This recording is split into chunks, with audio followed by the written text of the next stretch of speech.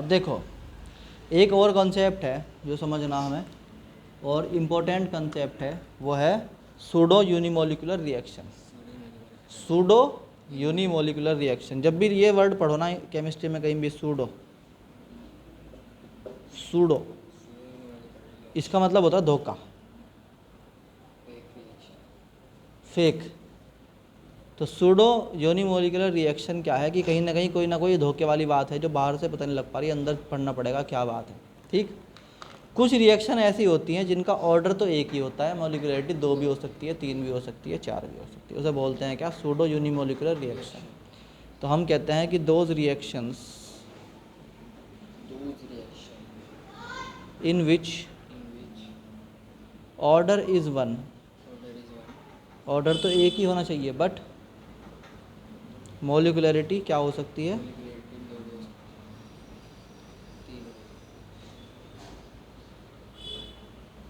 May be by, यानी 2 वाली, या ट्राई, या फिर हो सकती है क्या, ट्राई। अरे बोलो, एग्जाम्पल के थ्रू क्वेश्चन समझ जाओगे एकदम से। फॉर एग्जाम्पल हम कहते हैं भाई CH3,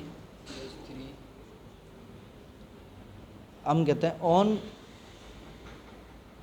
रिएक्शन, अगर रिएक्शन करता है क्या, एसिटिक एसिड यानी कि CH3COOH, नहीं एसिटिक एसिड नहीं, CH इथाइल एसीटेट यानी CH3COOC2H5, क्या नाम है इसका, इथाइल एसीटेट अगर रिएक्शन करता है, ठीक, सिर्फ पानी में डाल दो, पानी में डाल दो, ये बात नहीं है कितने पानी में डाल लोगे, मतलब तुम्हारे पास एक कंटेनर है, उसके अंदर 1 लीटर पानी है, 2 लीटर पानी है, 5 लीटर पानी है, इस बात से कोई मतलब ही नहीं। इस बात से मतलब है कि इथाइल एसीटेट यानी CH3COOC2H5 को वाटर में डाल दिया। मैं बार बार फिर कह रहा कि वाटर की कॉन्सेंट्रेशन क्या है, इस बात पे डिपेंड ही नहीं करती बात। किस बात पे डिपेंड करती है कि तुमने इथाइल एसीटेट को पानी में डाल दिया।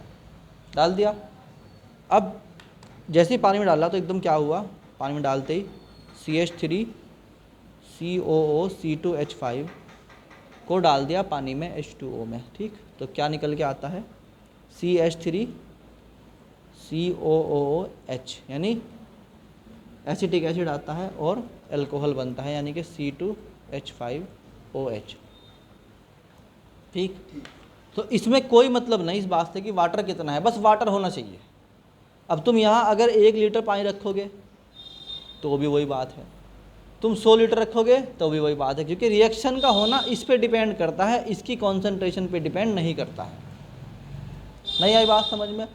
अगर तुम C3COOC2H5 की कॉन्सेंट्रेशन बढ़ाओगे तो तुम्हारा रेट ऑफ रिएक्शन बढ़ेगा, अगर तुम वाटर की कॉन्सेंट्रेशन बढ़ाओगे, वैल्यू बढ़ाओगे, तो उससे कोई फ़र्क नहीं पड़ेगा। ये बात समझ में आई कि नहीं आई? तो हम कहते हैं इन दिस रिएक्शन, ठीक, the rate depends only on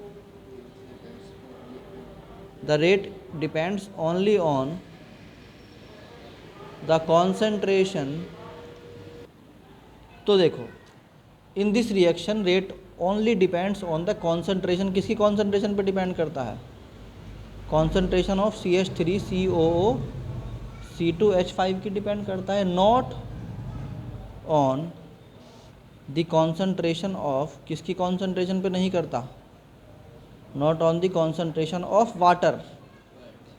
water को बढ़ाओगे घटाओगे कोई फ़र्क नहीं पड़ेगा, किसको बढ़ाने से फ़र्क पड़ेगा, CH3COOC2H5 के, ठीक, इथाइल एसीटेट पे। सो इसकी अगर तुम मॉलिक्यूलरिटी लोगे तो मॉलिक्यूलरिटी तो वही आएगी, इसकी 1 मोल इसका 1 मोल इसका, कितने हो गए, 2 मोल, बोलो, इसकी मॉलिक्यूलरिटी तो 2 ही आ गई, ठीक। बट अगर इसका ऑर्डर निकालोगे तो तुम ये कहोगे सर, जब हमने ऑर्डर निकाला तो हमने कहा जी सबसे पहले हम लिखेंगे यहाँ पे क्या, rate equal to K into concentration of CH3COOC2H5, ठीक है नहीं है, उसकी पावर कितनी 1, बट H2O लिखेंगे तो, मगर उसकी कॉन्सेंट्रेशन पे डिपेंड नहीं कर रहा, सो उसकी कॉन्सेंट्रेशन की पावर कितनी लिखेंगे, 0 लिखेंगे। तो यहाँ पर हमें मिला ऑर्डर जो है वो कितना, 1 मिला। ये समझ में आया कि नहीं आया? इसलिए सूडो क्या थी, सूडो यूनिमोलिकुलर रिएक्शन थी। ठीक, इसका एक एग्जांपल और ले लो, वो भी याद हो जाएगा। क्या कि अगर तुम्हारे पास सुक्रोस है यानी कि C12H22O11, ठीक है, ये क्या है जी? सुक्रोस। फार्मूला याद है सुक्रोस का? C12H22O11। इसने रिएक्शन करी H2O से, क्या करता है? C6H12O6 प्लस C6H12O6 बनाता है। क्या क्या बनाता है? ग्लूकोज एंड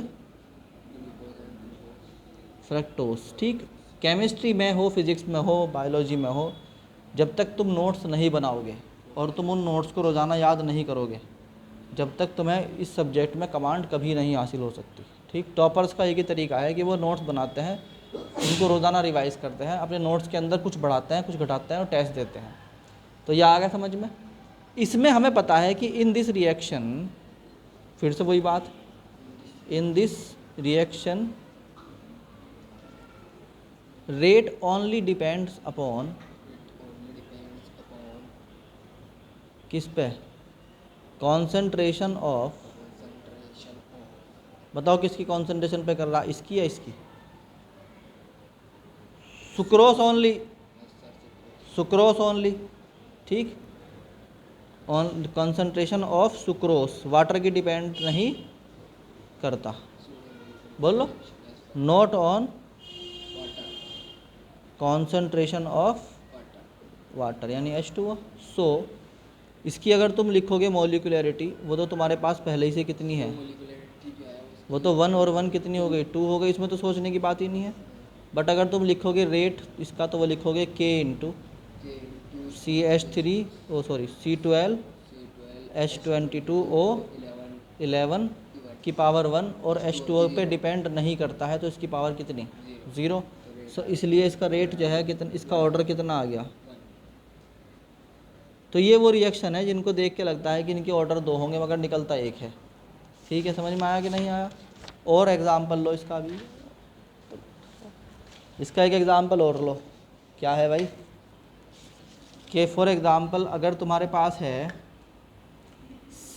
CH3CO का whole twice O plus 2NaOH, ठीक है, इसको डाल दिया सोडियम हाइड्रोक्साइड में, तो क्या बनता है? 2CH3COONA बनता है और वाटर के मॉलिक्यूल निकल जाते हैं। ठीक, इस रिएक्शन का होना हमें मतलब याद होना चाहिए, ये बात नहीं कि पेपर में मिलेगी लिखी हुई ये वाली बात। इस रिएक्शन का होना सिर्फ इस पे डिपेंड करता है, इस पे डिपेंड नहीं करता है। इसकी ये होना चाहिए, बट इसकी कॉन्सेंट्रेशन बढ़ाओगे तो रिएक्शन नहीं बढ़ने की, मगर इसकी कॉन्सेंट्रेशन बढ़ाओगे तो रिएक्शन बढ़ जाएगी। तो हम कहते हैं इन दिस रिएक्शन, ठीक है, नहीं है, rate depends on concentration of, किसकी कॉन्सेंट्रेशन पे? बोलो जल्दी से। CH3CO का whole twice O, not on the concentration on of NaOH। मगर मॉलिक्यूलरिटी निकालनी है तो ऐड तो करने ही पड़ेंगे। तो सबसे पहले क्या निकाल लो? रेट इक्वल टू क्या होता है? कांस्टेंट K इंटू रिएक्टेंट यानी CH3CO का होल ट्वाइस O की पावर कितनी? 1, बोल लो भाई, इंटू NaOH की पावर कितनी लिखोगे तुम यहाँ पे? वैसे तो 2 लिखनी चाहिए, बट क्या करोगे तुम उसको? 0 करोगे। हालांकि 2 है बट लिखोगे क्या तुम उसको? क्योंकि इसकी कॉन्सेंट्रेशन पे डिपेंड नहीं करता है। सो इसकी कॉन्सेंट्रेशन पे डिपेंड नहीं करता है, तो ऑर्डर कितना आ गया इसका? 1, मगर मॉलिक्यूलरिटी कितनी होगी?